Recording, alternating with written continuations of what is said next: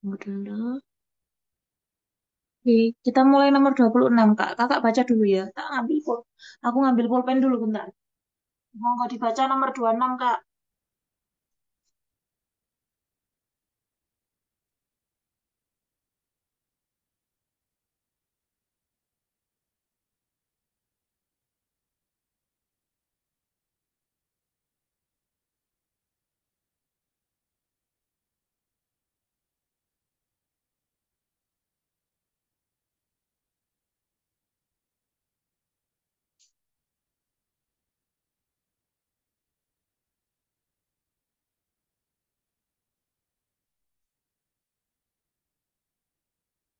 Kita baca ya. Seorang laki-laki 40 tahun datang ke poliklinik penyakit dalam dengan diagnosanya diabetes mellitus. Hasil pengkajian merasa pusing, lemah, sering merasa lapar dan haus. Pasien bertanya tentang penyakitnya kepada perawat dan apa yang harus dilakukan. Apakah informasi kesehatan yang harus kita berikan pada pasien tersebut kira-kira? C, Kak. Oke, yang lain?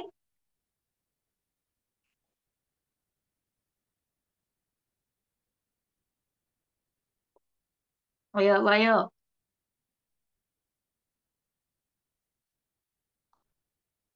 Seorang laki-laki 40 tahun datang ke poliklinik penyakit dalam dengan diagnosa itu suatu pengajian merasa pusing, lemas, dan masalah. Oke, kira-kira apa? Ayo. Alasannya milih C kenapa, Kak? Sering merasa lapar dan haus. Pusing, lemah. Itu berarti tanda gejala apa?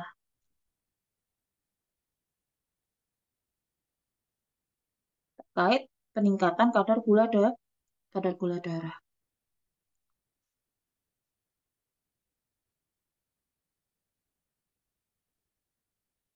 Kenapa pilih diet? Yang milih diet kenapa? Bisa dikasih tahu alasannya?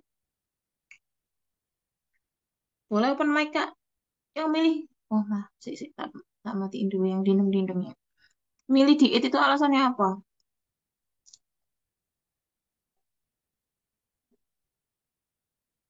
Ayo, alasannya apa? Ayo,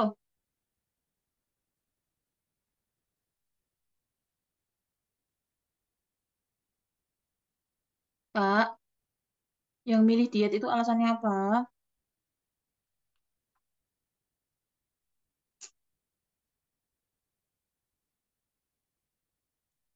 Oke, baiklah. PX sudah tahu dia kena DM. Hmm. Jawaban yang paling tepat di sini adalah pasien ini atau informasi kesehatan yang paling tepat kita berikan pada pasien ini adalah bagaimana cara dia untuk apa? Memonitoring kadar glukosa darah. Kenapa? Karena di sini hasil pengkajian yang dimunculkan adalah pasien sering merasa lapar, haus, dan lemah. Itu berarti tanda atau triase klasik dari diabetes mellitus itu masih sering bermunculan pada pasien dan itu berarti kadar gula darahnya itu tidak terkontrol dengan baik. Makanya dia mengalami kondisi polidipsi. Oh sorry, di sini nggak ada polidipsi. Polifagi dan oh benar ya, polidipsi dan polifagi ya, karena merasa lapar dan merasa haus. Nah, di sini ajarkan pada pasien untuk bagaimana caranya memonitoring glukosa darah agar kadar glukosa darahnya tetap terkontrol dan tiga gejala klasik yang biasanya muncul pada pasien-pasien diabetes itu tidak muncul kembali ataupun kalau muncul ya tidak terlalu intens pada pasiennya.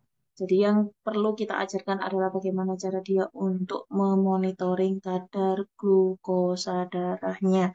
Misal pasien itu kalau orang-orang diabetes itu kan nggak harus langsung ke klinik setiap hari ya untuk ngecek gula darah. Mereka tuh lama-lama karena memang kebutuhan dia untuk ngecek gula darah, mereka juga harus bisa ngecek mandiri di rumah, terlebih untuk caregivernya. Nah, ketika, nah kita kasih tahu Pak, kalau semisal Bapak itu sudah merasa kok lapar terus ya, udah makan lapar, haus terus kayak orang orang habis olahraga ataupun pipis terus, berarti itu pertanda kadar glukosa darahnya naik. Nah, Kalau udah ada tanda gejala seperti itu, Bapak coba cek gula darahnya.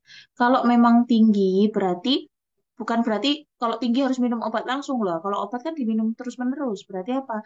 Intake makanannya diatur gitu. Jadi apa sih namanya? Kunci jawabannya nomor 26 ini adalah monitoring kadar glukosa darah atau gula darah pada pasien DM. Oke, lanjut nomor, tolong ditulis Kak, nanti di-share di grup ya, minta tolong.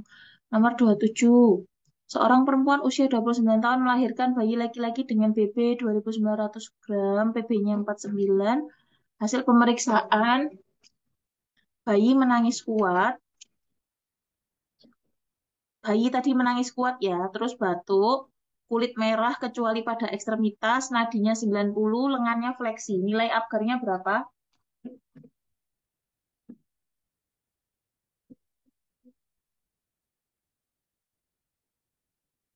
Berapa nilai Apgarnya Kak?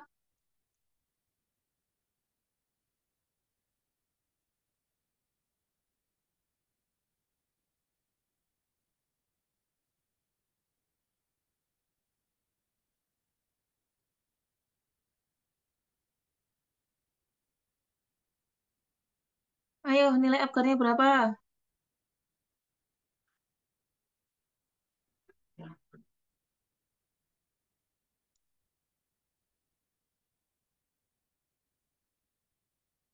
Kak, lihat soalnya. Ini nih, yang atas nih. Nih Kak, Yang bawah nggak menangis, kelihatan, Kak. menangis kuat. Kaitannya menangis kuat, batuk, kulit merah, kecuali pada ekstremitas, nadi 90 dan lengan fleksi. Wes, itu berarti apa? Ayo.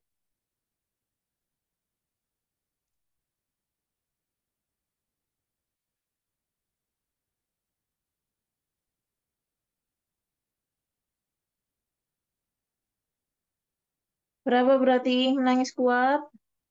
8, Kak. 8, oke. Ada yang lain?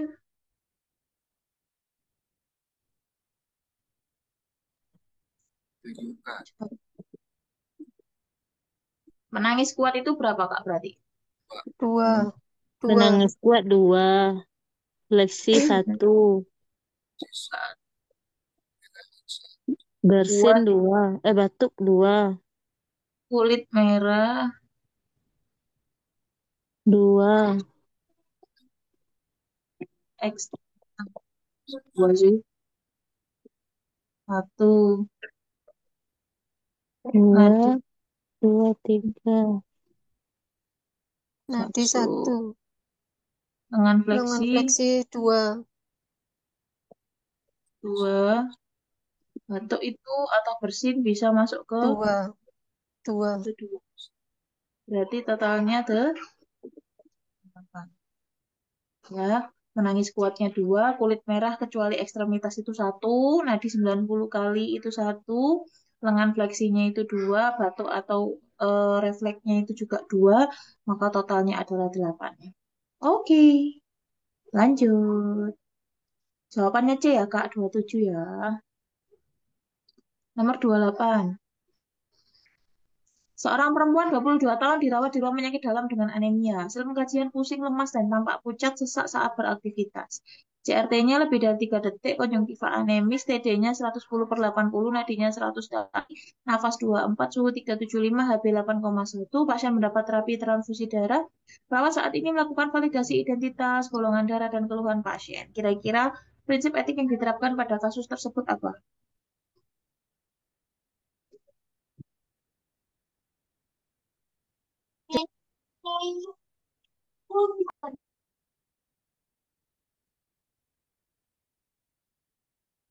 Kenapa? Alasannya D. Alasannya D kenapa? alasan D menjalankan sesuai protap, Kak. Jadi untuk terus sebelum transfusi itu dilakukan validasinya identitas, keluhan darah, dan keluhan pasien. Berarti dia menjalankan sesuai SOP. Oke, ada jawaban lain selain itu?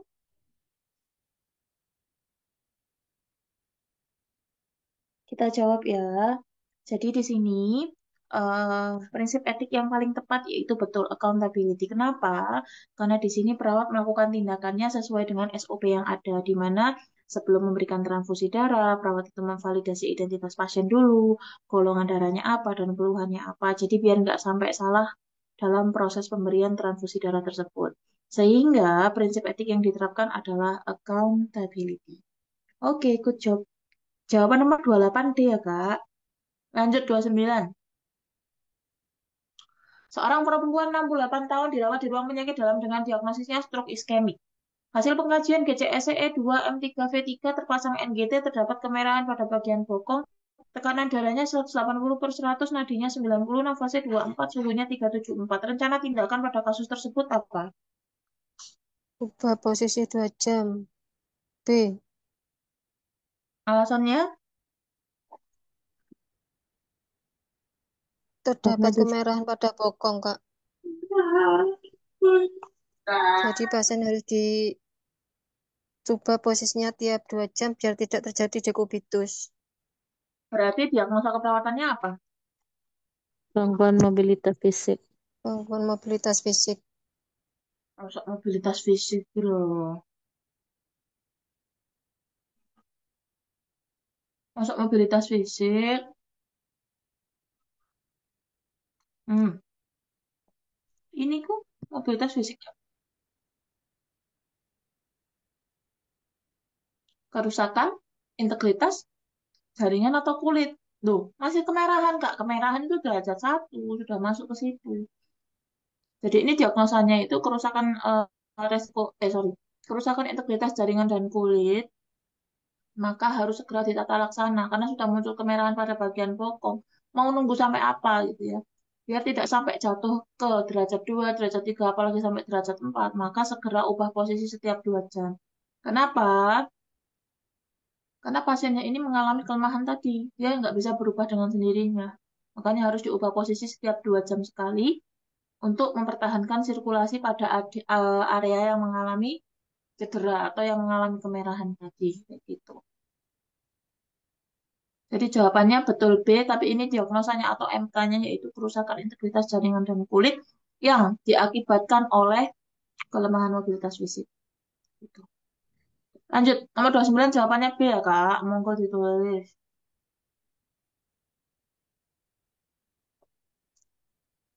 Pokoknya kalau ada soal seperti ini, dia settingannya itu stroke iskemik, itu memang ada dua Kak, mobilitas fisik atau kerusakan integritas kulit.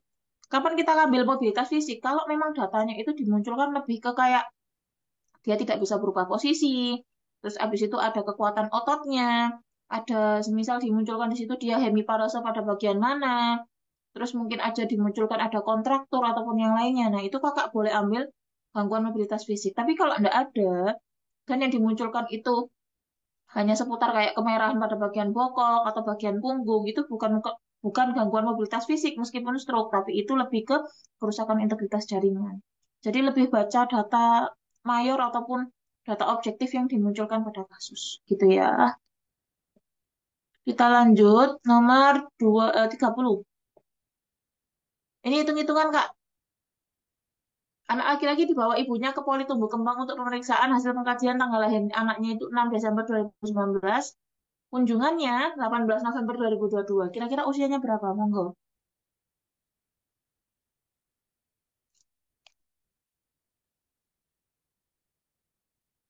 B, Kak. B. B apa D, Kak? Tanggal B. Beta ya, beta ya. Oke, kita tampung. Ada jawaban lain?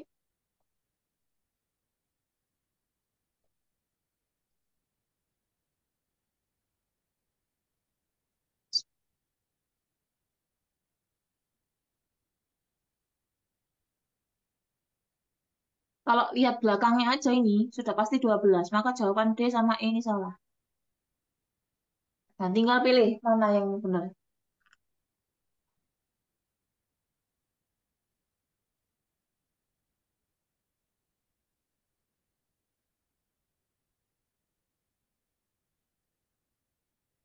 Yo, yang mana? Yuk.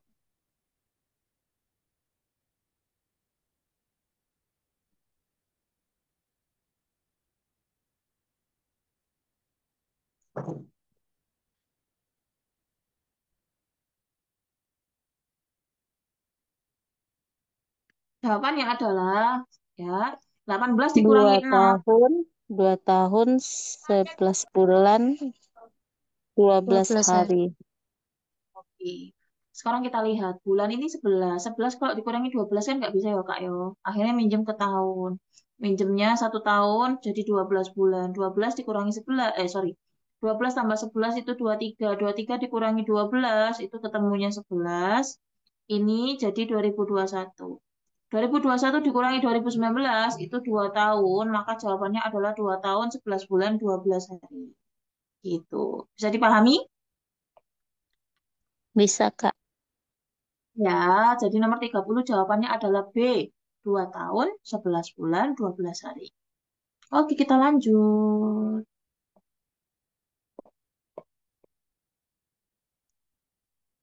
Kak, ini bacaan dulu, Kak, soalnya, Kak.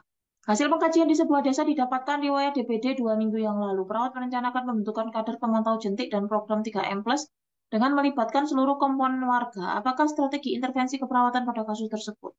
Apakah pemberdayaan masyarakat, pendidikan kesehatan, proses kelompok, kemitraan, atau keadvokasi? Gampang, Kak, ayo. Nih,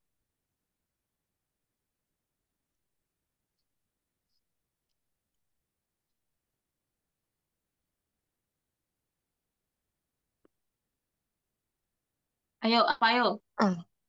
A. Pemilihan kemitraan, kemitraan, terus proses kelompok,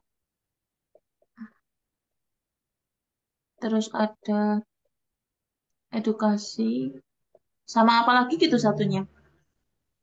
Ayo, kira-kira yang mana? Pemberdayaan. Pemberdayaan atau proses kelompok? Satu lagi bina suasana. Masuk bina suasana. Oh, satu laginya tadi dah. Pilihannya tadi kan, Kak. Ayo, apa ayo? Proses kelompok aku. Why? Soalnya di sini kita melibatkan kader dan seluruh komponen warga. Hmm. Terus,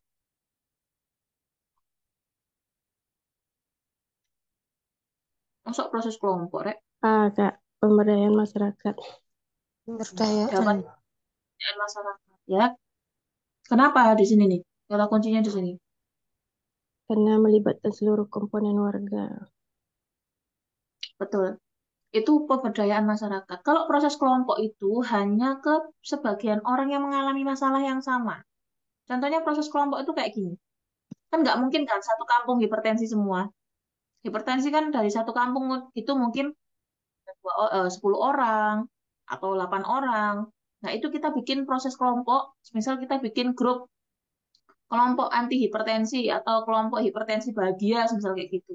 Nah, di kelompok hipertensi bahagia itu kita isinya banyak hal, misal pertemuan, kita bikin arisan gitu ya, arisan. Nah, arisan di situ tuh di situ selain arisan uang, kita juga arisan ada edukasi yang dimasukkan, terus makanan-makanan yang disajikan itu rendah garam, gitu-gitu itu namanya proses kelompok.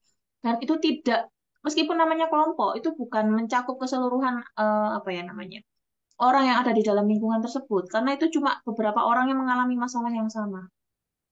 Contohnya lagi, semisal ibu-ibu dengan anak autis, ya cuma ibu-ibu dengan anak autis aja yang masuk di proses kelompok, yang lainnya yang enggak, gitu. Terus, kalau pemberdayaan masyarakat itu kata kuncinya melibatkan partisipasi warga, semuanya itu ikutan dalam proses apa ya namanya ya, program yang kita buat atau kita berikan. Terus kalau bina suasana itu lebih ke apa coba? Bina suasana itu programnya itu sudah ada. Programnya sudah ada. Cuma kita itu bagaimana caranya mengajak masyarakat agar mau ikut program yang kita buat. Atau program yang sudah kita lakukan atau sudah kita laksanakan. Gimana caranya mereka tuh mau ikutan. Contohnya ya, kita sudah ada program Posbindu setiap bulan. Tapi nggak ada yang mau datang lansianya. Gimana caranya kita untuk membuat si lansia itu mau datang ke Posbindu kita? Kita bikin apa coba?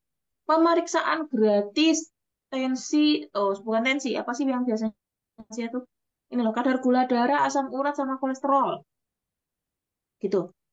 Itu masuk ke salah satu cara untuk membina suasana agar si lansia itu mau ikutan posbindu.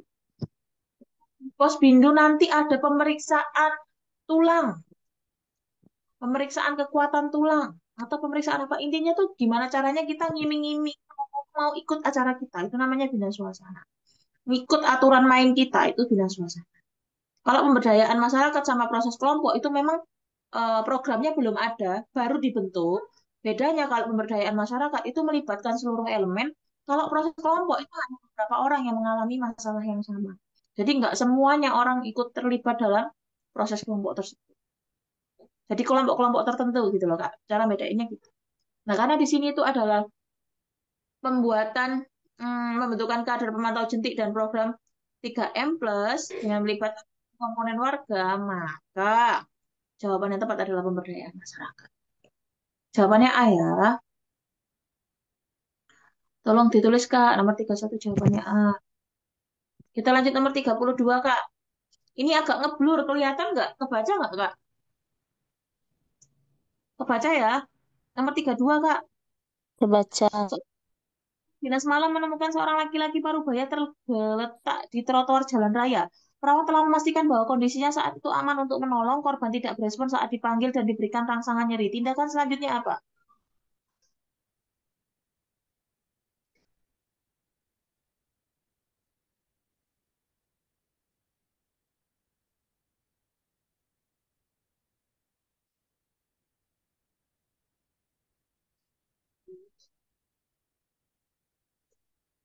B. Apa?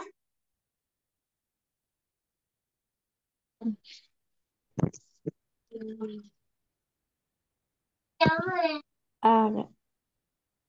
A.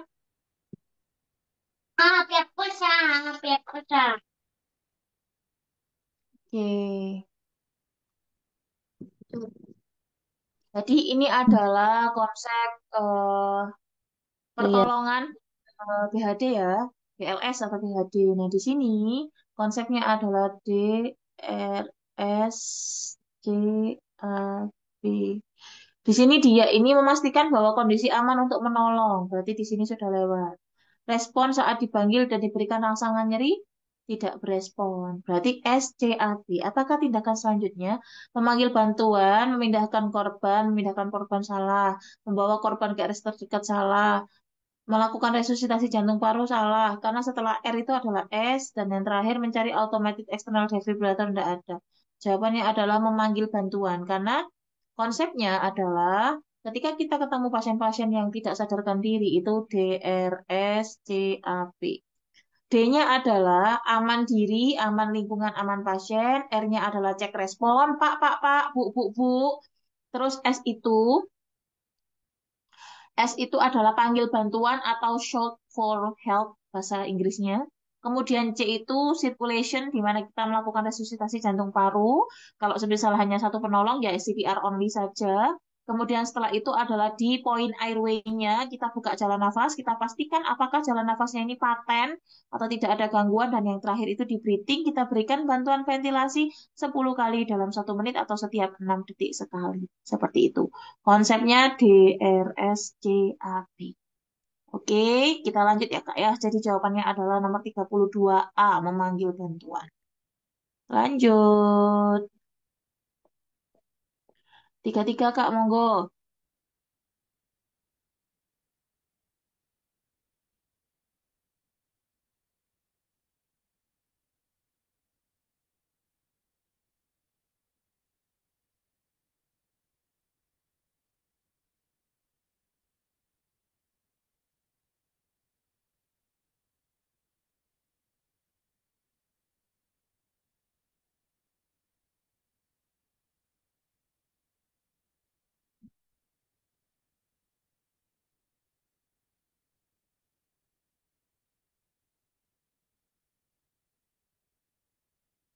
Apa Kak jawabannya Kak? C. E. Saturasi Oke, oksigen.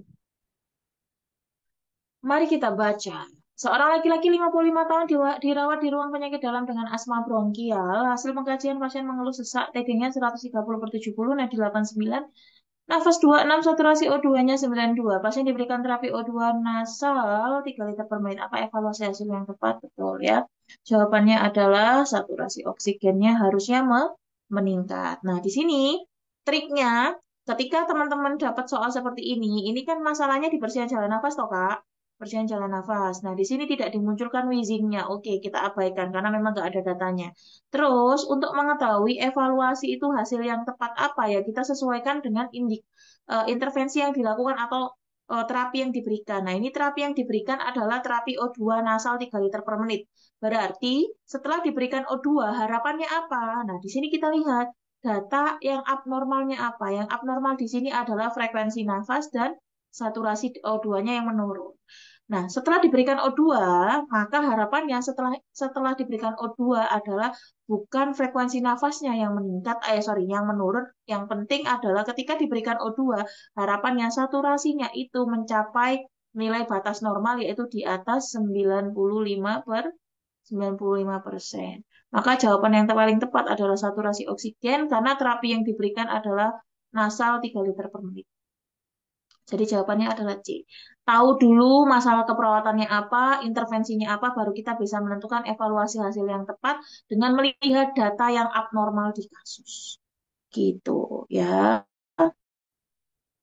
Oke, jawabannya C ya, Kak. Lanjut nomor 34, Kak. Seorang perempuan 55 tahun dirawat di ruang penyakit dalam dengan CKD on HD 2 kali seminggu. Hasil pengkajian odem pada wajah, kedua tangan, dan kaki. TD-nya 140/90, nadinya 94 kali, nafasnya 24, suhu 36 derajat Celcius, PAK-nya 100 cc per 24 jam, BB-nya 40 kilogram, dan IWL-nya 15 cc per kilogram berat badan. Berapa kebutuhan cairan dalam 24 jamnya? Ini nggak ono jawaban nih, Kak. Kalau ono jawaban nih, Cak, bikin jawaban sendiri. Berapa ayo? Rumusnya masih inget nggak?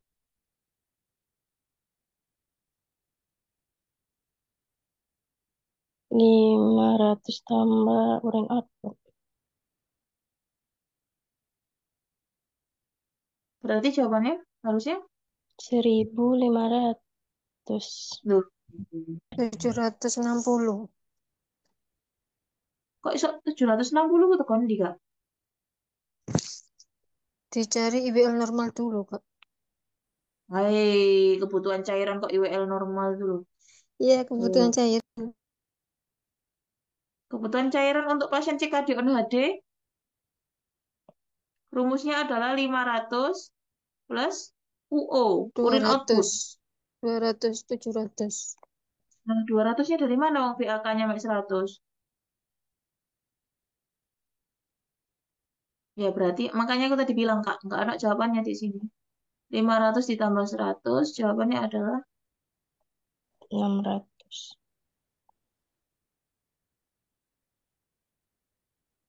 rumus retriksi cairan pasien CKD on HD 500 plus UO. Ya, 500 plus urin output. Lah, kenapa nggak dihitung, Kak, urin outputnya sesuai dengan berat badan? Beda, Bos, ya. Beda aturan mainnya. Kenapa? Karena pada pasien-pasien dengan CKD on HD itu pipisnya nggak sebanyak orang normal kayak kita. Dan kalau semisal kita hitung sesuai dengan berat badannya, nanti cairannya itu akan berlebih. Karena pasien-pasien dengan gagal ginjal itu harus diretriksi cairannya agar tidak memperberat kerja ginjalnya. Maka rumusnya itu patokannya adalah sesuai dengan apa yang dikeluarkan dari ginjal tadi. Ginjalnya tadi mampu pipisnya cuma 100 cc per 24 jam. Ya sudah, 100 ditambah ke 500. 500 itu apa, Kak? 500 itu sudah konstantanya. Maka kebutuhan dengan pasien yang CKD on HD, BAK-nya 100 cc per 24 jam, itu hanya 600 mili per 24 jam saja. Tidak boleh kurang dan tidak boleh lebih. Kalau kurang pasiennya dehidrasi, kalau lebih pasiennya nanti malah rusak ginjalnya. Karena ginjalnya posisinya udah CKD, terus sudah on HD juga. Kalau semisal ditambah cairannya berlebih dalam tubuh, semakin capek, semakin rusak. Nah, ini nggak ada jawabannya. Jawabannya adalah 600 mili per 24 jam. Ya, Kita lanjut ya. Nomor 35. Monggo dibaca dulu.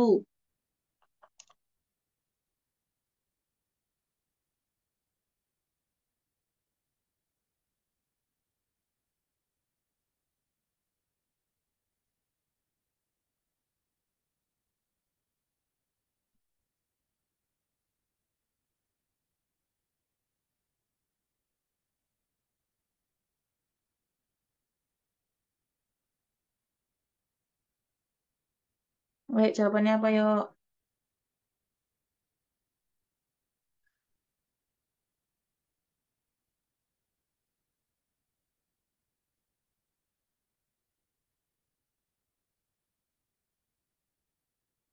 Seorang laki-laki 44 tahun dirawat di RSC dengan alasan bicara sendiri dan merusak perabotan rumah tangga.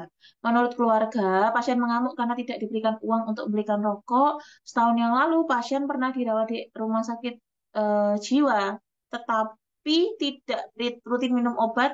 Kepribadian pasien tertutup dan tidak memiliki teman dekat. Ayah pasien sering memukul jika pasien salah sejak kecil. Faktor presipitasi, ayo. A, Kak. Hmm? Kenapa pilih A, kakak?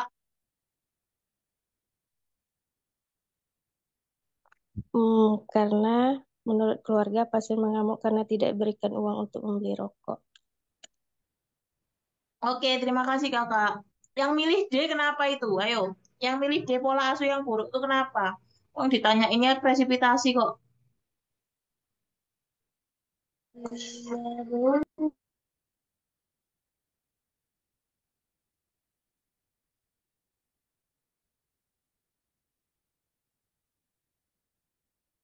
Ayo, oh, tambah E.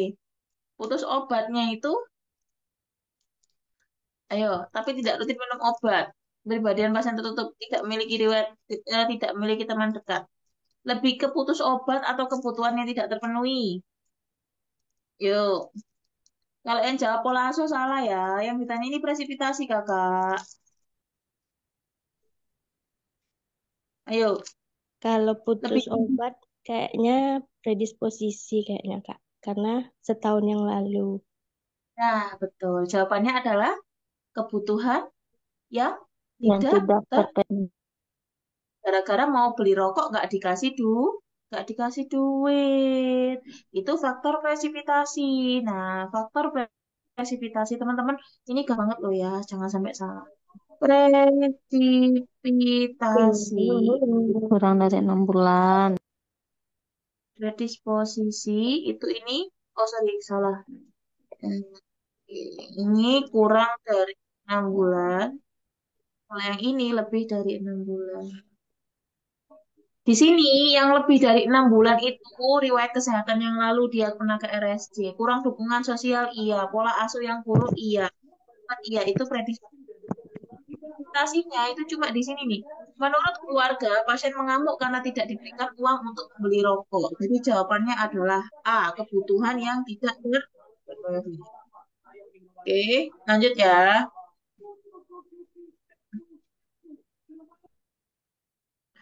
Wait, wait, wait. Nah, sekarang astagfirullahaladzim, nomor 36, Kak.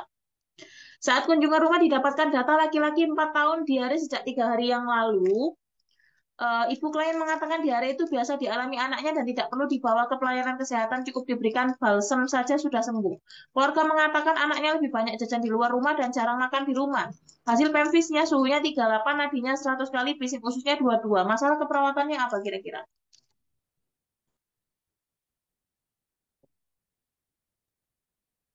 D, Kak. D? D. Kenapa, Kak? Oh, D?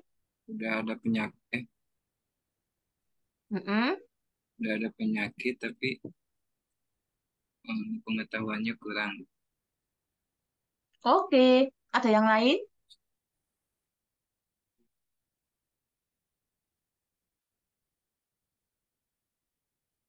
Apa, yuk? Hmm. Ini nih kata kuncinya ya.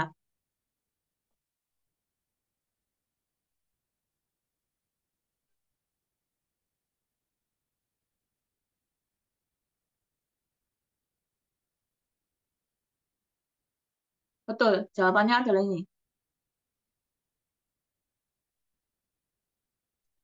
Di mana di sini sudah terjadi penyakit. Apa penyakitnya? Diare.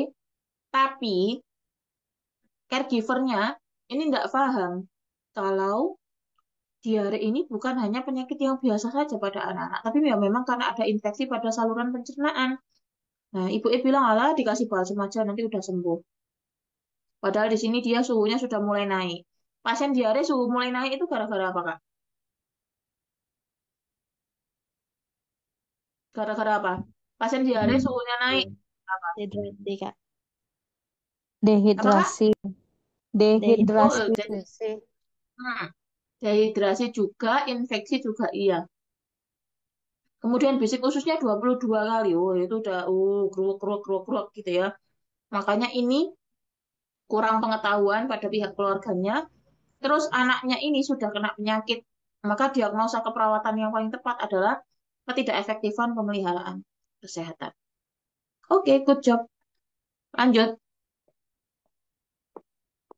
37. Seorang laki-laki 68 tahun diantar keluarga ke UGD dengan kondisi tidak sadarkan diri. Hasil pengkajian tampak pucat, berkeringat, GDS-nya 30. Pasien memiliki riwayat DM tipe 2 dan mendapatkan terapi insulinnya 18 unit. Sebelum tidak sadarkan diri, pasien menyuntikkan insulin dan tidak menghabiskan makanannya. Tindakan yang harus diberikan apa?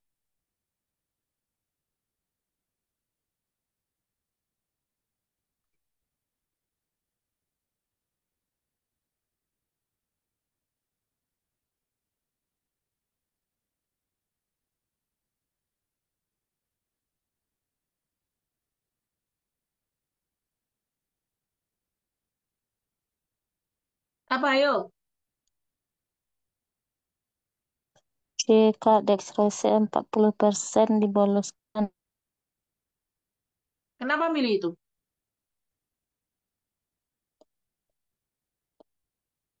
Karena Ayo. pasien sudah hipoglikemi sampai tidak sadarkan diri. Jadi jawaban C. Oke. Ada jawaban lain?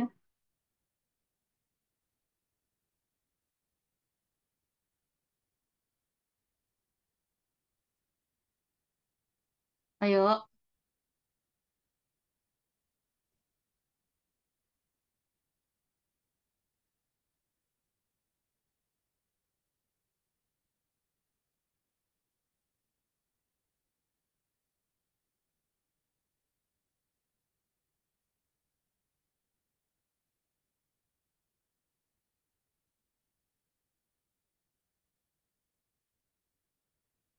Karena pada pasiennya ini tidak sadarkan tidak sadarkan diri. Kata kuncinya pasien-pasien hipoglikemi itu ada dua. Sadar, itu minum per oral. Minum manis. Kalau tidak sadar, ya boleh dikasih chat time, boleh Kak. Teh aja ya teh maksudnya. Tidak sadar berarti bolus, Terang. dextrose, 40% sebanyak berapa cc? Berapa Dua cc Kak? flash. 4. 10 Dua cc, flash itu Kak. Dua berapa? flash. Dua Dua flash. flakon. Ya, dua flakon itu berapa cc? Se satu 80. flap Eh, 25 berarti 50 50 lima cc. puluh. 50 Lima puluh. cc. Ya.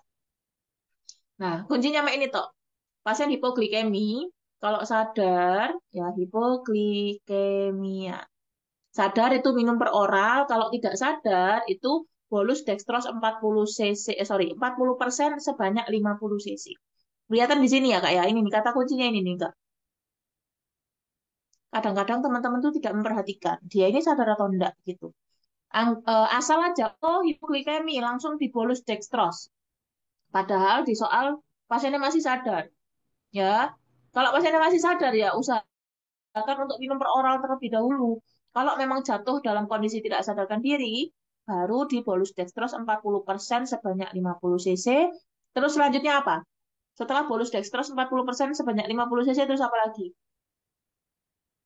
Cek gula darah. Ganti empus D10. Oh, dextrose. Oh ya, dextrose 10% ya. Kali aku lihat. Dengan dextrose D10 tak Kak? Aku kok lupa. Wah, daripada aku ngawang-ngawang begini, tak buka no aja ya, bentar. Aku kok lupa ini. Mulai tua. Hipoglikemia. Wait, wait. Oh ya benar. Ini Kak ya. Jalan jam 8 malam.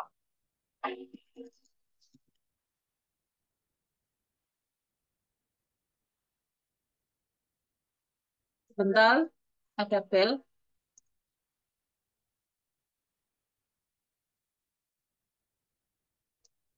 Pada pasien sadar, berikan larutan glukosa murni. Kemudian glukosa murni itu maksudnya bukan gula diabetes gitu ya, ya betul-betul gula. Kemudian obat DM diberhentikan sementara, cek gula darahnya 1 sampai 2 jam, dan pertahankan kadar glukosa darahnya itu di atas 200. Kemudian kalau tidak sadar, itu dextrose 40% bolus IV 50 cc atau 2 flakon. Kemudian infus dextrose 10% 6 jam per kolef, terus cek gula darahnya setiap setengah jam sekali. Lakukan terus-menerus sampai kadar gula darahnya di atas 200. Kalau pasien yang masih belum sadar, kita evaluasi kira-kira penyebab tidak sadarnya apa. Karena kan hipoglikemianya sudah teratasi. Kok tetap nggak sadar? Berarti ada penyebab lain. Kayak gitu. Oke, lanjut yuk, Kak. Tadi nomor berapa tadi, Kak, yang kita bahas? 3. Itu 38. 38. Oke, Kak. Bentar ya.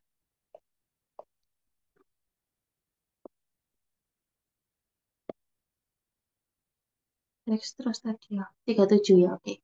Sekarang berarti nomor 37 ini jawabannya adalah C ya, Kak. Sekarang nomor 38. Seorang laki-laki 34 tahun dirawat di RSC karena ngamuk. Keluarga mengatakan gejala itu muncul setelah ditinggal menikah oleh pacarnya. Hasil pengkajian, pasien mampu mengontrol suara-suara dan masih belum mau keluar kamar. Kontak mata kurang, tampak kotor, dan tidak mau melakukan kegiatan sehari-hari. Apa kriteria hasil perawatan pada kasus tersebut kira-kira?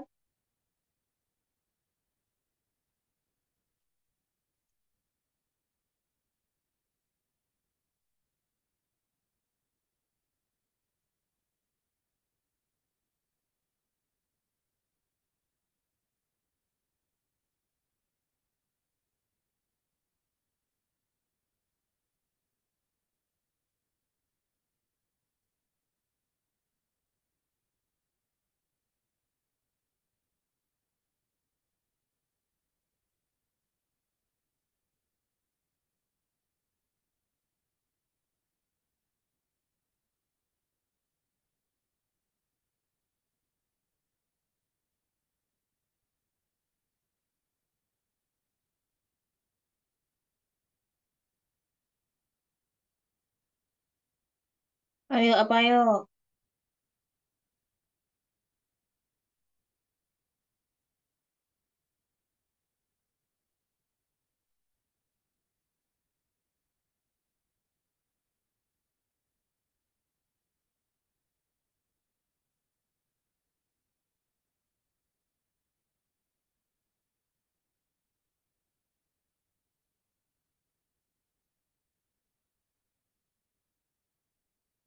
Yang mana, Kak?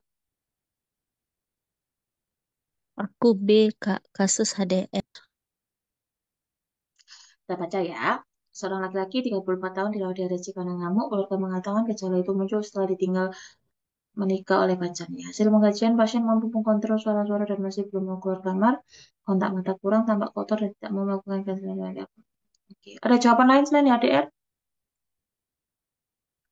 Ada jawaban lain selain HDR? Di sini kita fokus di hasil pengkajian ya, Kak ya. Oke, nih. Ini ya.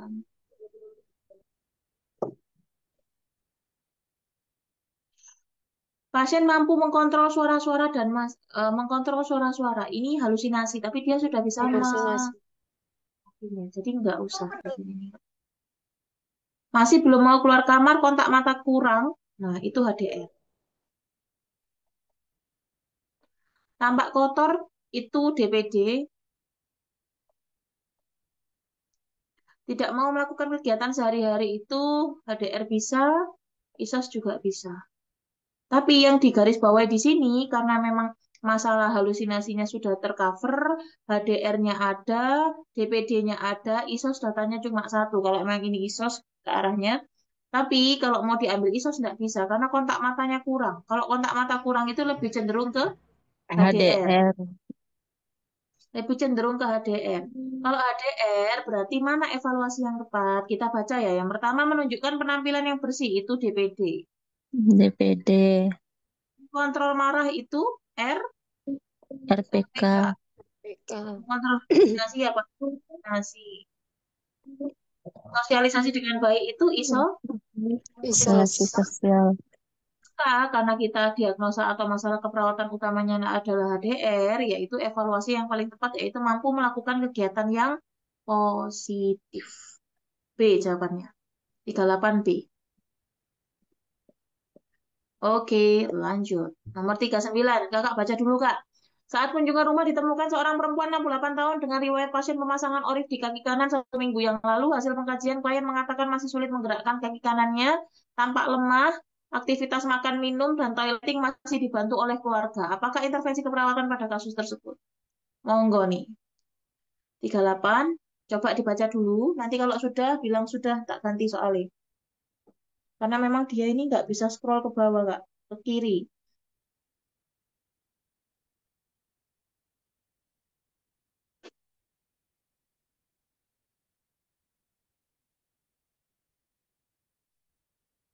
Ayo, apa jawabannya? Oh, apa jawabannya? Hasil pengkajian klien mengatakan masih sulit menggerakkan kaki kanannya, tampak lemah, dan aktivitas makan minumnya dan toiletingnya masih dibantu oleh keluarga. Intervensi keperawatan yang tepat apa? Imobilisasi, modifikasi lingkungan, latih range of motion, berikan nutrisi yang adekuat, atau latih penggunaan alat bantu jalan. Apa, Kak? Kira-kira yang mana? Loh, imobilisasi. Imobilisasi. Why? Kenapa imobilisasi, Kakak?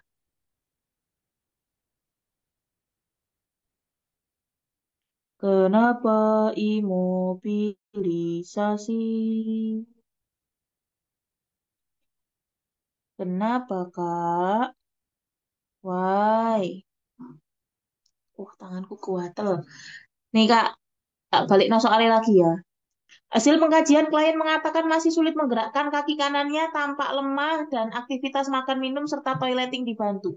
Berarti karena dia ada kelemahan pada ekstremitas kanan, maka jawaban yang paling tepat adalah latih range of motion. Ya, jadi gangguan mobilitas fisik ini diagnosanya, maka intervensi yang sesuai adalah latih range of motion atau ROM.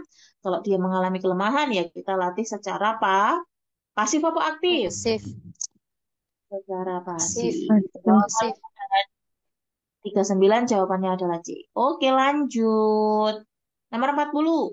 Seorang perempuan 27 tahun datang ke RS untuk berkonsultasi tentang metode kontrasepsi. Hasil pengkajian pasien mengatakan memiliki 2 orang anak berusia 5 tahun dan 3 tahun, punya riwayat tumor payudara dan sudah dioperasi 1 tahun yang lalu. TD-nya 140/90, nadis 80, frekuensi nafasnya 20. Metode kontrasepsi yang dianjurkan apa?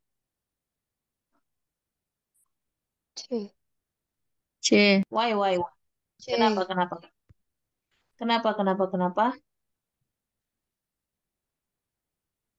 Memiliki Pasien 2 orang kan anak. Pasien kanker boleh nggak pakai hormonal? Nggak boleh. Alasannya?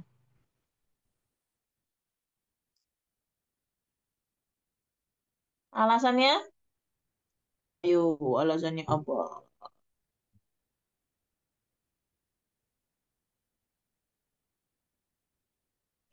KB hormonal itu dapat meningkatkan resiko agar si kankernya itu bisa tumbuh kembali. Makanya nggak boleh pakai KB hormonal. Yang cocok apa di sini yang nggak hormonal? Ada AKDR sama tubektomi. Nah, kira-kira yang cocok mana? Umur 27, boleh nggak ditubektomi? Tidak, Bu. Boleh. Maka yang paling cocok adalah AKDR atau IUD. Nah, jawabannya 40C. Lanjut. 41.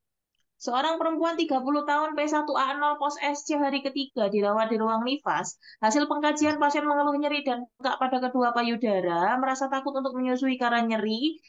Tanya 110/80, nadinya 80, nafasnya 20, suhu 37,5, serta payudara teraba keras dan hangat. Apa intervensi yang tepat? Go. Kira-kira yang mana? Ayo.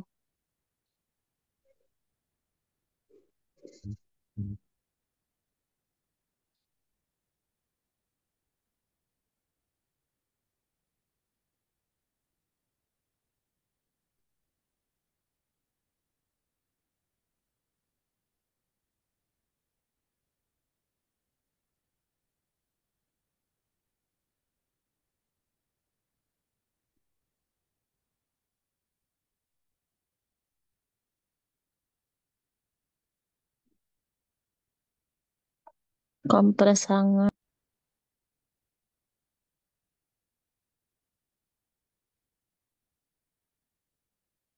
Kenapa kompres hangat, Kak?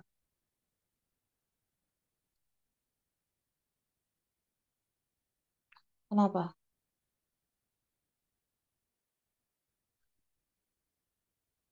Kenapa? Kenapa? Seorang perempuan 30 tahun, wah, intinya ini dia ada nyeri pada payudaranya yang bengkak, merasa takut menyusui karena nyeri, teraba keras dan hangat. Sekarang kita bedah satu-satu pilihan jawabannya. Ajarkan teknik distraksi dan relaksasi. Bisa nggak mengurangi nyeri? Bisa nggak distraksi relaksasi mengurangi nyeri? Bi? Tidak. Bisa. Bisa dong. Distraksi dan relaksasi bisa ngurangin nyeri, Kak. Tapi dia nggak bisa ngurangin bengkak. Iya toh? Keluhannya kan nyeri sama bengkak nih.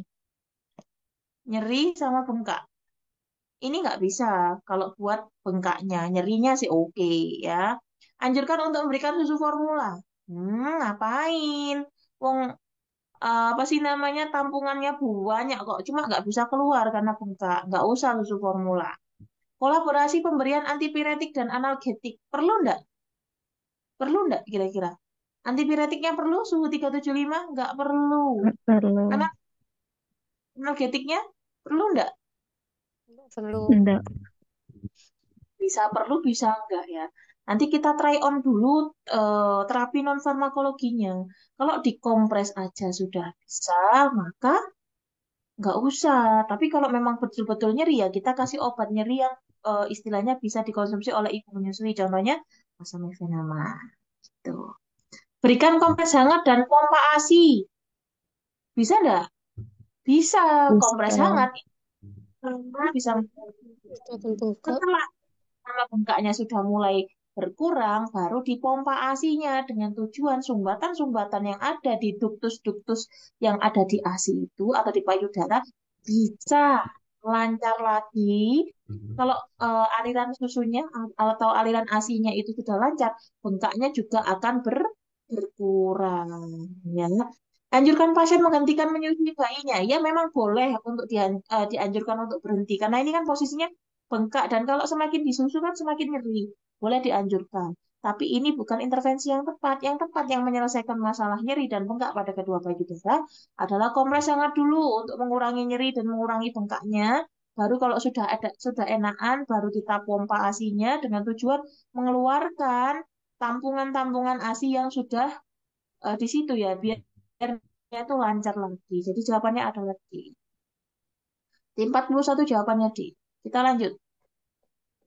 42. Yuk, jawabannya apa, Kak?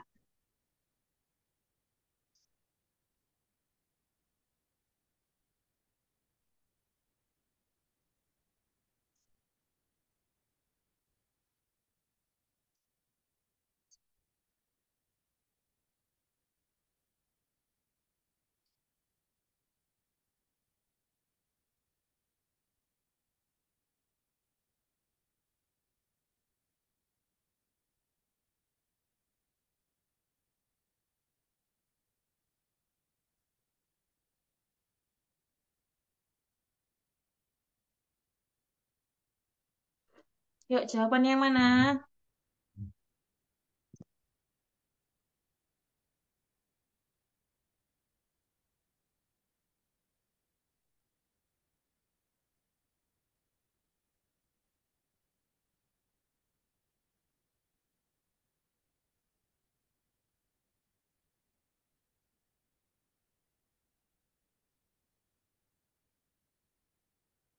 Apa jawabannya, Kak?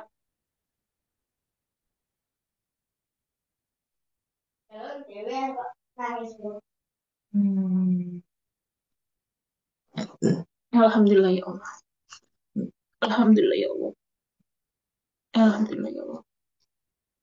Seorang perempuan 27 tahun G1P0A0 hamil 40 minggu infartu di kamar bersalin. Hasil pengkajian pembukaannya lengkap, ketuban dipecahkan, warna ketubannya jernih. Pasien dipimpin meneran dan bayi lahir spontan, langsung menangis, gerak aktif, tampak kemerahan, dan janinnya tunggal. Tindakan keperawatannya, habis ngelahirin, udah nih. Pasien dipimpin meneran, bayi lahir spontan, langsung nangis, gerak aktif, tampak kemerahan, janin tunggal. Habis itu apa yo?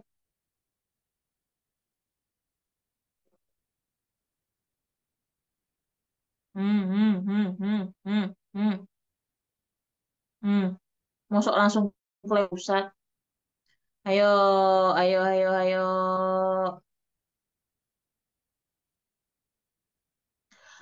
Kita buka SOP melahirkan. Wait, wait, wait, wait. Melahirkan. Bentar ya.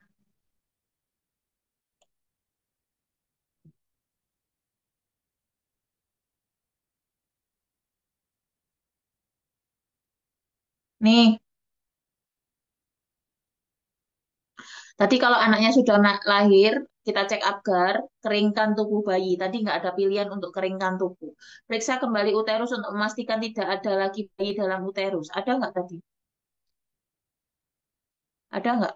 Atau cek Ada. fundus uteri? Ada. Enggak, Periksa katanya. kudus utari. Cek fundus uteri. Terus habis itu baru dikasih oksitosin. Maka jawabannya adalah berarti harus bentar ya, Kak. Kita kembali lagi ke sini. Mana tadi ya? Berarti jawabannya mana? Nah,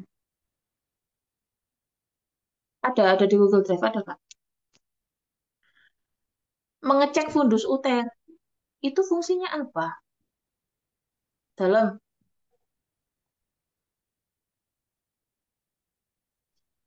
Kak, ngecek fundus uter itu fungsinya apa?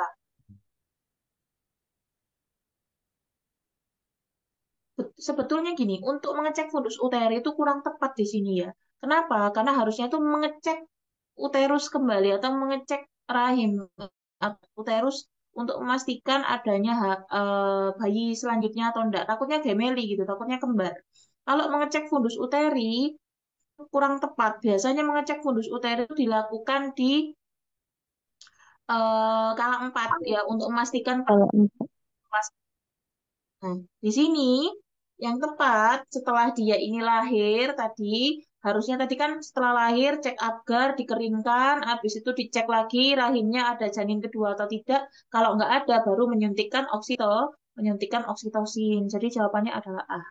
Menyuntikkan oksitosin, baru udah disuntik oksitosinnya, ya kita lakukan klem tali pusatnya 3 sampai 5 cm dari umbilikus, habis itu di jarak 3 cm, diklem dua klem. Jangan lupa diurut dulu, dinaikkan darahnya ya, diarahkan ke atas, terus baru diklem. Setelah itu baru digunting tali pusarnya. Habis digunting tali pusatnya, baru dilakukan peregangan tali pusat terkendali atau PTT. Selama berapa lama?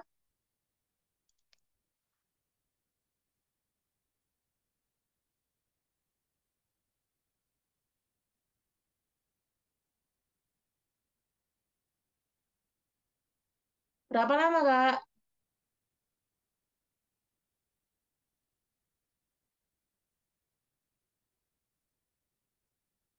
Selama berapa lama?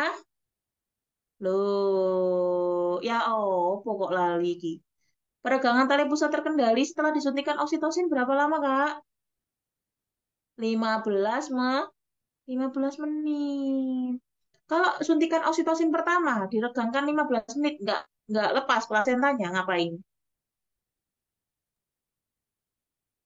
Kak, oksitosin disuntik di PTT 15 menit, nggak lepas. Habis itu diapain?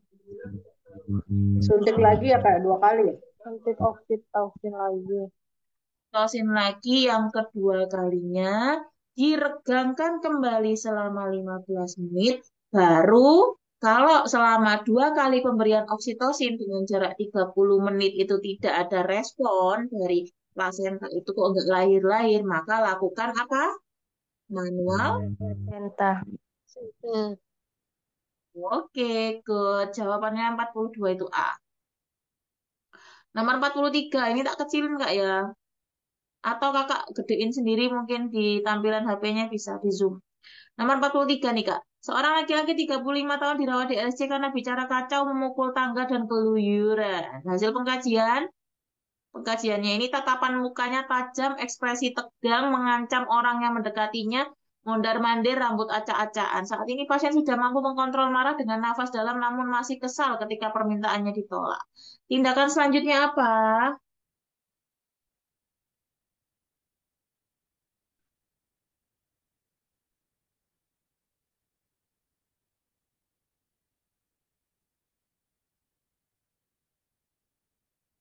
Yang B. Kenapa milih itu Kak?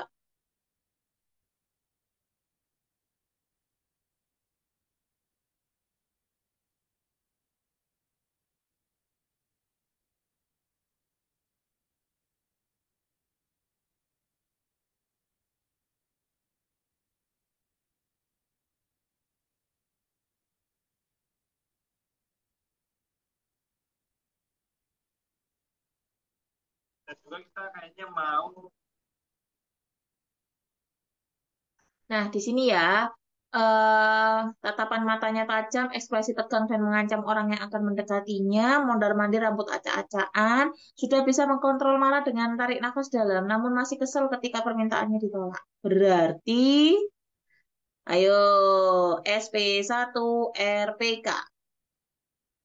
Mengenali tanda gejala marahnya bagaimana, kita ajarkan untuk tarik nafas dalam dan pukul bantal. Kalau sudah baru ke Obat. obat. Terus yang ketiga baru mengungkapkan secara asertif Asertif. itu Spiritual. Verbal. Nah, yang nanya, loh kakak halusinasi itu obat itu bukannya harusnya nomor 2.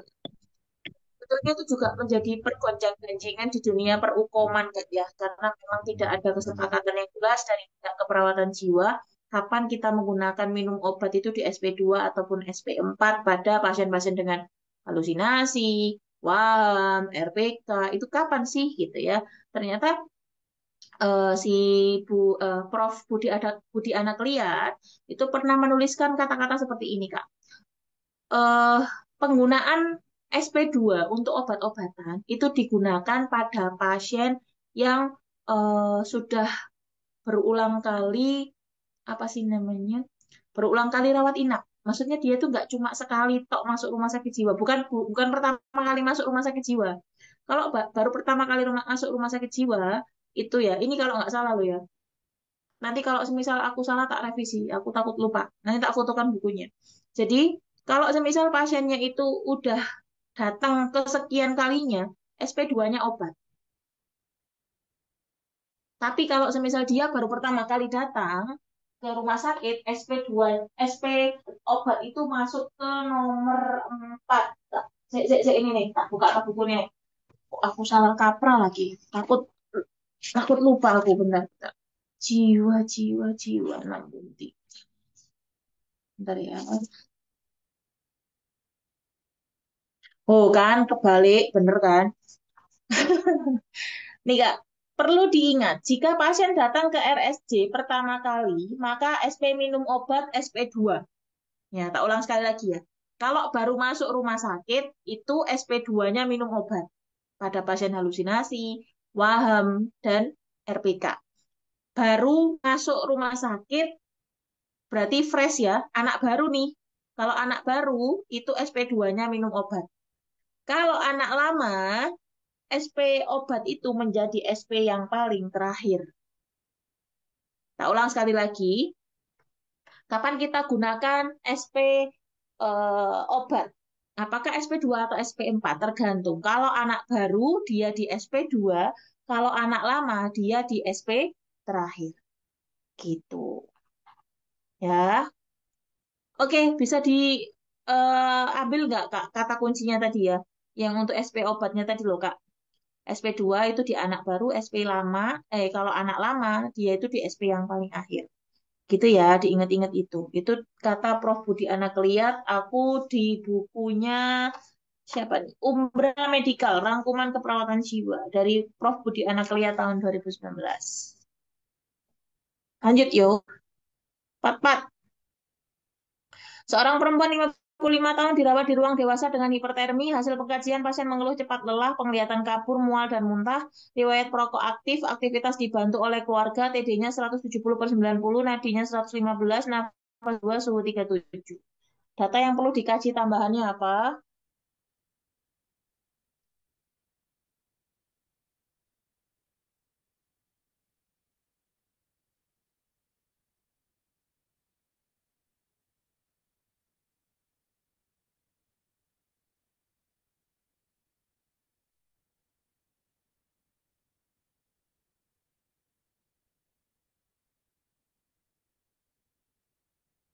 Bravo.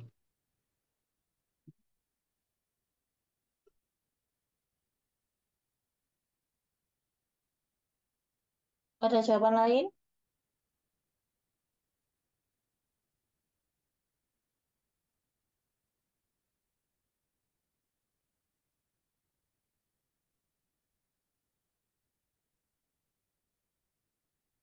Ayo, ada jawaban lain enggak?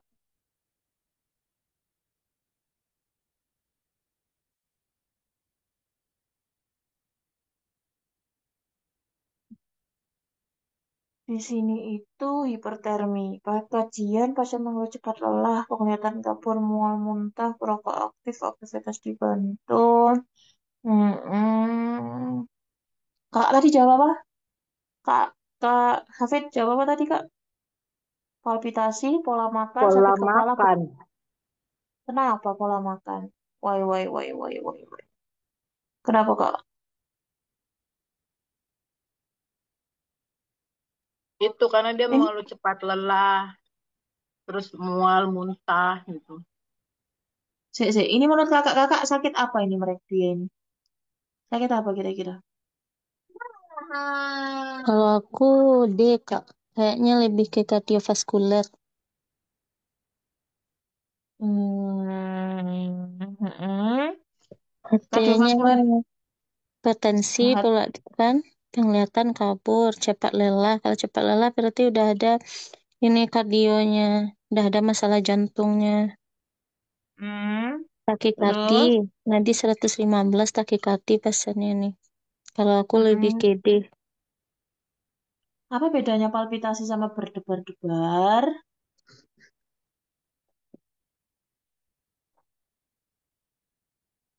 Apa bedanya palpitasi dengan berdebar-debar?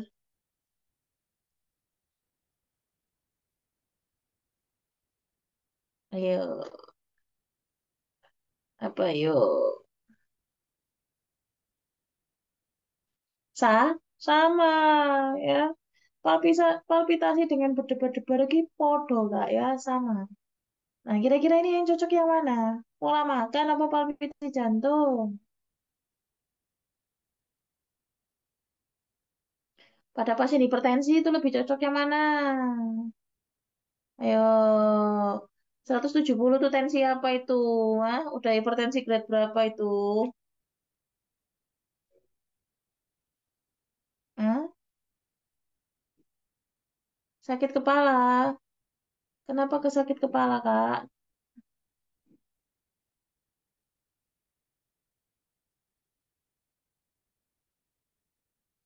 Hmm?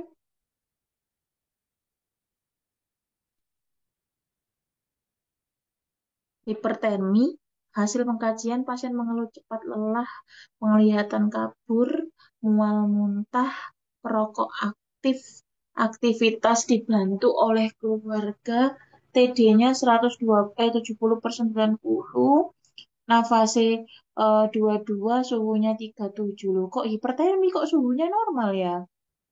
Oh, sudah dirawat berhari-hari mungkin ya. Data tambahan yang perlu dikaji, di sini itu lebih cenderung ke hipertensinya yang di-highlight kakak-kakak ya. Hipertensinya yang di garis besar, di garis bawahi karena tensinya sudah lumayan tinggi, bukan lumayan, ya tinggi ya untuk usia 55. Maka data tambahan yang perlu dikaji pada pasien untuk pola makan kurang tepat. Epistaxis spontan itu biasanya dikaji pada pasien-pasien dengan demam, demam berdarah. Kemudian sakit kepala itu pada pasien yang apa? Pasien apa sakit kepala itu? Curiga dengan apa? Curiga dengan Hipertensi, apa? Kakak, hipertensi, Hah? Apa tadi? Sakit kepala itu lebih ke pasien-pasien yang mengalami eh, apa sih itu namanya, Rek? Stroke ya, yang peningkatan tekanan intrakranial itu bisa mengarah ke sana. Nah, di sini itu lebih cocoknya adalah palpitasi, di mana dada itu jantung berdegupnya itu lebih kencang dikarenakan heart rate-nya juga tinggi ya. Jadi yang paling cocok data tambahan apakah pasiennya ini mengalami palpitasi atau tidak. Gitu. Jadi kita sesuaikan dengan nadi yang kita periksa 115, kita tanya ke pasiennya, Bu, apakah dadanya berdebar-debar atau jantungnya itu berdegup dengan kencang? Oh iya, Sus. Berarti ya memang match antara hasil pemeriksaan nadi kita, dia takikardi plus dia memang ada mengalami palpitasi atau berdebar-debar. Jadi itu empat-empat bisa A, bisa D. Karena palpitasi itu sama dengan berdebar-debar atau berdegup dengan kencang. Jawabannya A atau D ya. Lanjut nomor 45, Kak.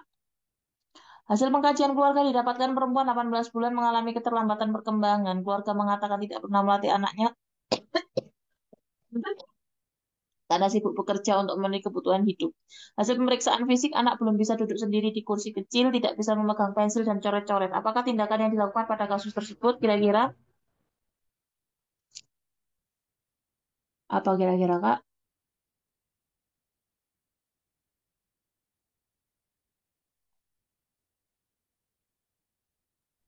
Ah,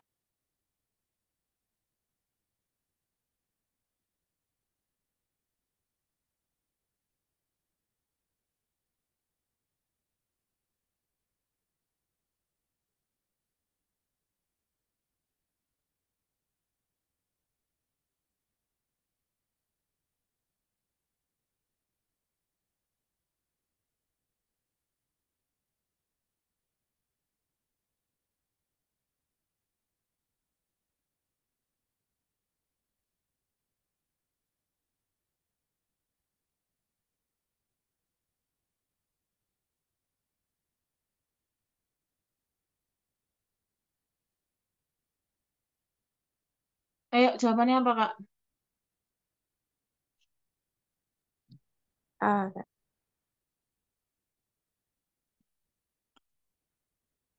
Betul. Jawabannya adalah lakukan stimulasi tumbuh kembang ya. Ini 18 bulan dia masih belum bisa duduk sendiri. Padahal duduk itu umur berapa harusnya, Kak? Duduk umur berapa harusnya? 6 bulan. 6 sampai 8 bulan kalau nggak salah loh ya. 6 sampai 8 bulan itu duduk sendiri. Ya, meskipun apa sih duduknya itu sambil doyong-doyong gitu ya, tapi dia sudah berusaha untuk duduk sendiri itu di usia 6 sampai 8 bulan. Terus di sini dia juga tidak bisa memegang pensil dan mencoret-coret karena memang tidak ada stimulus atau stimulasi yang dilakukan oleh orang tuanya pada tumbuh kembang si anak. Maka tindakan yang kita lakukan pada anak tersebut kita coba untuk stimulasi tumbuh kembangnya dulu. Kalau memang sudah kita lakukan stimulasi tumbuh kembangnya, ya itu tidak hanya dilakukan di rumah loh ya. Lakukan stimulasi tumbuh kembang itu juga bisa kita bawa ke DSA terkait biar lebih diarahkan kira-kira si pasiennya harus apa ataupun juga bisa kolaborasi dengan klinik terapi tumbuh kembang di bagian fisioterapi gitu. Jawabannya A. Lanjut A ya Kak. Nomor 46 monggo. Seorang laki-laki 34 tahun dirawat di RSC karena sulit tidur, sikap bermusuhan dan mengurung diri sejak di PHK 6 bulan yang lalu. Pasien mengatakan merasa gagal, tidak berguna karena tidak mampu membahagiakan keluarga. Hasil observasinya ekspresi murung, menolak bicara dengan orang lain, dan tampak lesu. Tindakan keperawatan pada kasus tersebut apa? Alhamdulillah ya Allah.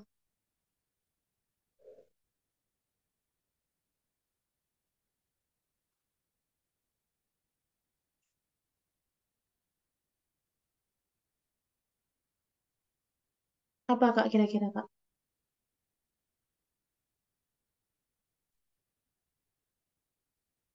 Ayo apa yuk?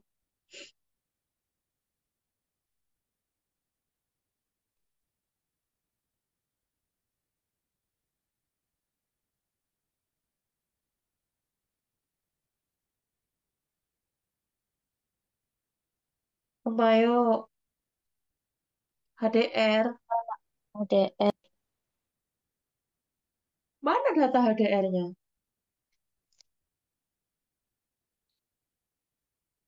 Mana menolak data? bicara dengan orang lain tampak lesu. Hmm, terus? Delta. Itu lebih ke HDR, yakin? Insya Allah yakin Kak. Yakin, yakin Kak. Oke. Jadi jawabannya adalah, nah kita lihat di sini memang masalah keperawatan utamanya adalah lebih ke ekspresi murung menolak bicara dengan orang lain tanpa lesu. Se, se, se, se, se.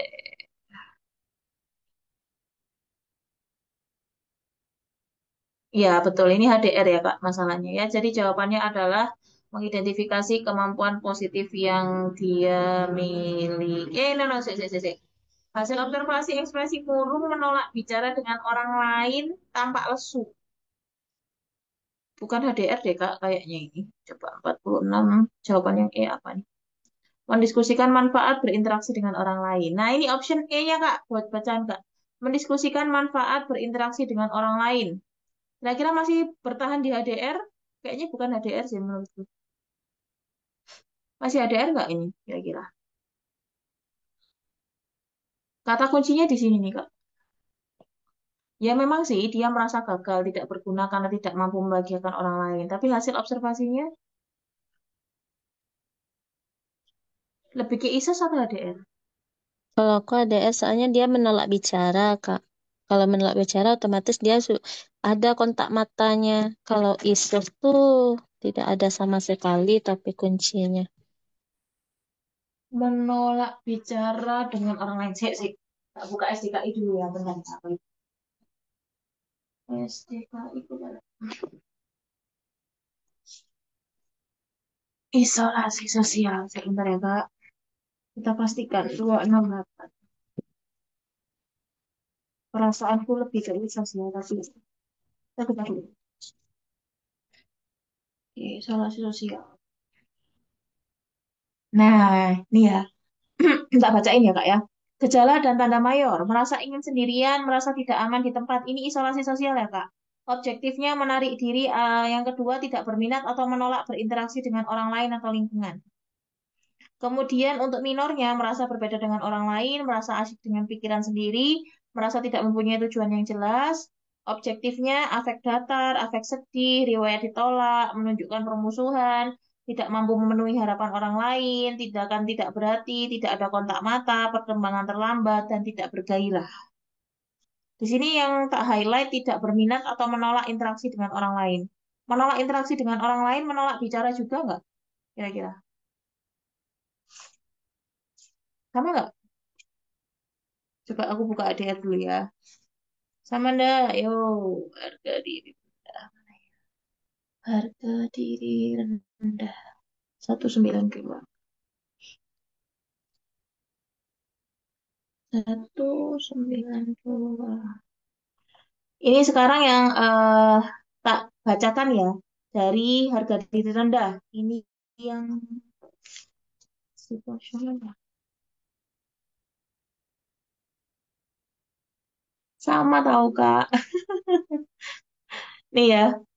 Gejala tanda mayornya, menilai diri negatif, merasa malu atau bersalah, melebih-lebihkan penilaian negatif, menolak penilaian positif tentang diri sendiri, berbicara pelan atau lirih, menolak berinteraksi dengan orang lain, berjalan menunduk dan postur tubuh menunduk.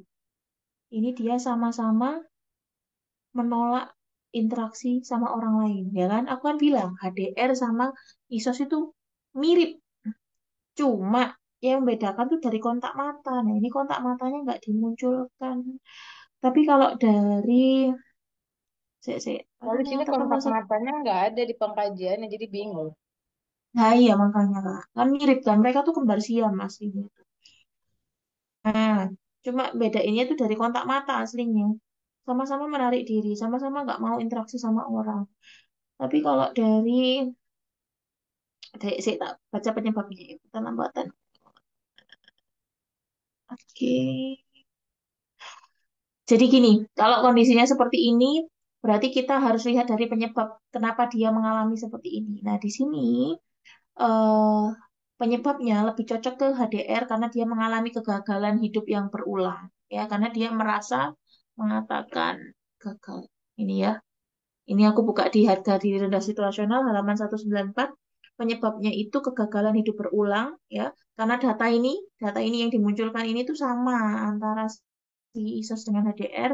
Jadi kalau ketemu soal seperti ini, teman-teman kembalikan ke penyebab dia itu mengalami gejala ini apa, gitu ya. Ya, Kalau dia di semisal PHK, merasa gagal. Lebih ke HDR kayaknya, Kak. Kalau aku, betul, betul Kak. Jadi lebih ke HDR kalau dilihat dari penyebabnya ya. Kalau penyebab ISOS, karena penyebab ISOS tadi itu ada banyak. Bentar, halaman piro dong ISOS ya. 268. Penyebab ISOS itu, wait. Kalau dari SDKI, penyebab ISOS itu yang pertama keterlambatan perkembangan, kemudian ketidakmampuan menjalin hubungan yang memuaskan, ketidaksesuaian minat dengan tahap perkembangan, ketidaksesuaian nilai-nilai dengan norma, ketidaksesuaian perilaku sosial dengan norma, perubahan penampilan fisik, perubahan status mental, atau ketidakadekuatan sumber daya personal. Jadi memang nggak ada sama sekali di soal ini. Yang cocok di sini adalah HDR. Kalau HDR berarti tindakan yang dilakukan yaitu di mengidentifikasi kemampuan positif. Jadi kesimpulan pada soal seperti ini adalah ketika teman-teman menemukan apa sih namanya datanya sama antara ISUS dan HDR, kembalikan lagi penyebab dianya mengalami seperti ini itu apa. Kalau dia tidak bisa melakukan hubungan yang baik dengan orang lain akibat interaksinya yang selalu gagal, maka dia lebih ke exhaust. Tapi kalau dia ini akibat pencapaiannya yang tidak tercapai, berarti dia lebih ke HDR. Jadi jawaban nomor 46 adalah D, delta. Mengidentifikasi kemampuan positif yang dimiliki dikarenakan pasiennya mengalami HDR. Oke, good job. Lanjut sampai nomor 50 ya, Kak. 47. Nih, tak gede, no. Seorang perempuan 52 tahun dirawat di ruang penyakit dalam dengan diagnosis gagal jantung. Hasil pengkajian sesak nafas, batuk, dada berdebar-debar, mudah lelah, odem positif 2. Pada ekstremitas bawah JVP-nya 5+3, terdengar bunyi jantung S4, TD-nya 150/110, nadinya 102, frekuensinya 30, suhu 375. Masalah keperawatan yang tepat apa kira-kira?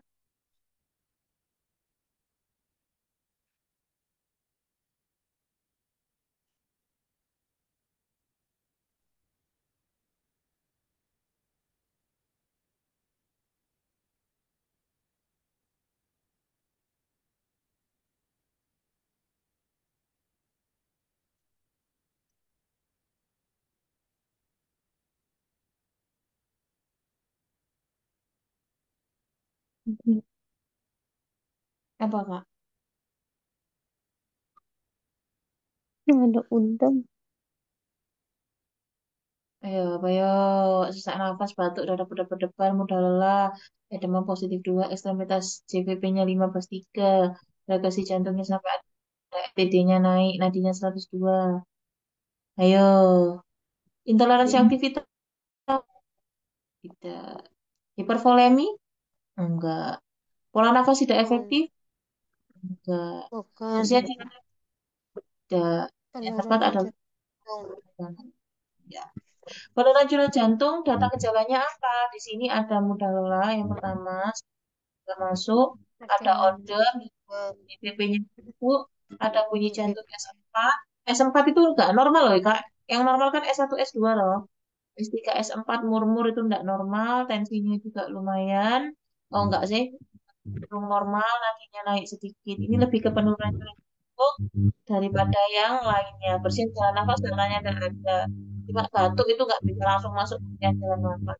Pola nafas juga datanya cuma sesak nafas. Nah, koordinasi aktivitas juga kurang. Hipervolemi apalagi cuma ada odem doang. Nah, odem itu bisa masuk masuk ke jantung juga.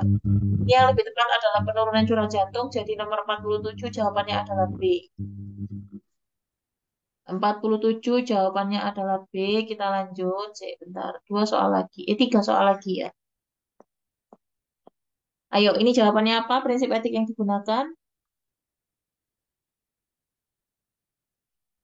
Soalnya nggak kelihatan, Kak. Ini Kak, nih. 8.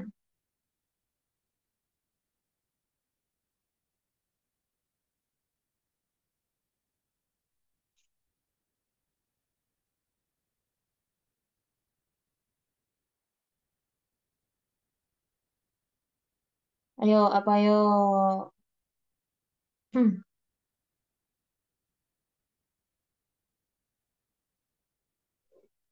ah fidelity penempatan D, janji delta, fidelity atau confidentiality? confidentiality, confidentiality, Alasannya, karena belum ada kesepakatan dari perawat untuk eh, itu tidak menceritakan ke anak itu. yakin?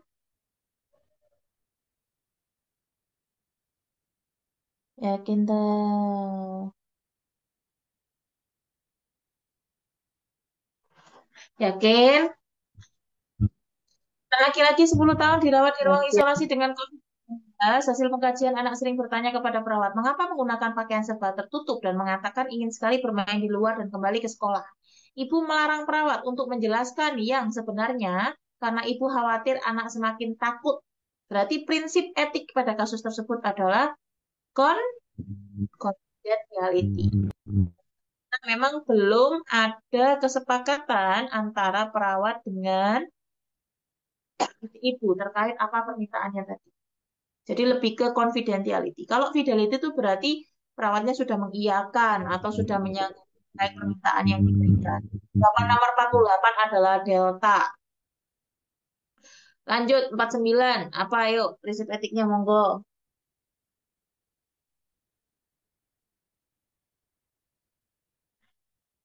Kira-kira apa prinsip etiknya?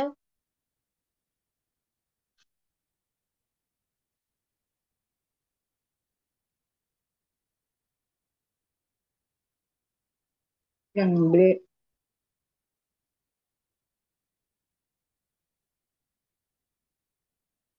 Yang B. Alasannya apa, Kak?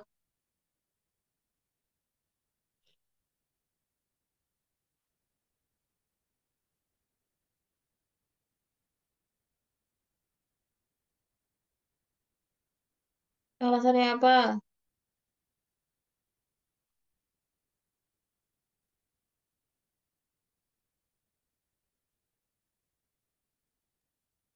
D. Hmm? Veracity. Alasannya apa?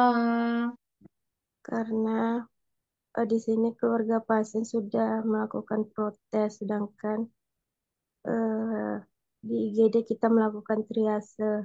Jadi kita jelaskan kondisi pasien yang harus ditangani segera. Oke, UGD-RS menerima korban bencana gempa bumi. UGD tersebut mengalami penumpukan korban dan terus berdatangan. Tim melakukan triase dan memprioritaskan penanganan segera pasien dengan kategori triase. Beberapa keluarga korban tersebut memprotes. Tindakan perawat yang terkesan mengabaikan keluarga mereka. Apakah prinsip etik yang diterapkan pada kasus tersebut? Apa? Justice. Yang B, Ya.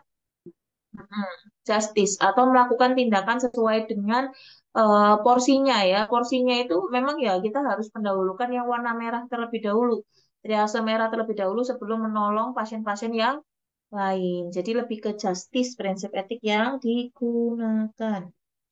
Oke, lanjut. B ya, Kak. Nomor 49. Dulu, dulu, dulu. Nomor 50. Terakhir ya.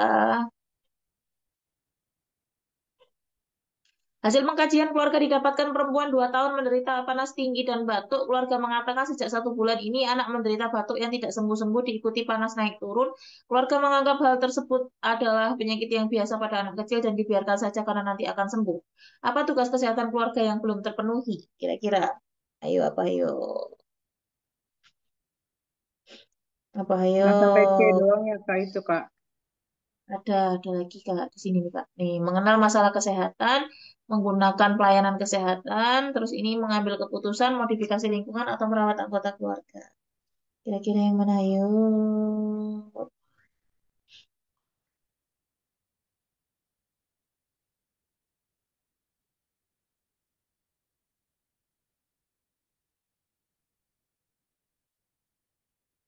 Yang D-nya apa Sudah Kak? satu. Yang E maaf Kak. Yang D itu yang D mengenal masalah, yang E menggunakan pelayanan kesehatan. Yang Delta. Delta, yakin? Nih, keluarga Yakin. mengatakan 1 bulan ini anak menderita batuk yang tidak sembuh-sembuh diikuti panas naik turun. Keluarga menganggap hal tersebut adalah penyakit yang biasa pada anak kecil dan dibiarkan saja karena nanti akan sembuh sendiri. Berarti yang belum terpenuhi tugas kesehatan keluarga itu apa aja? Mengenal masalah, lebih ke mengenal masalah kesehatan. Kenapa? Di sini nih. Ini kata kuncinya.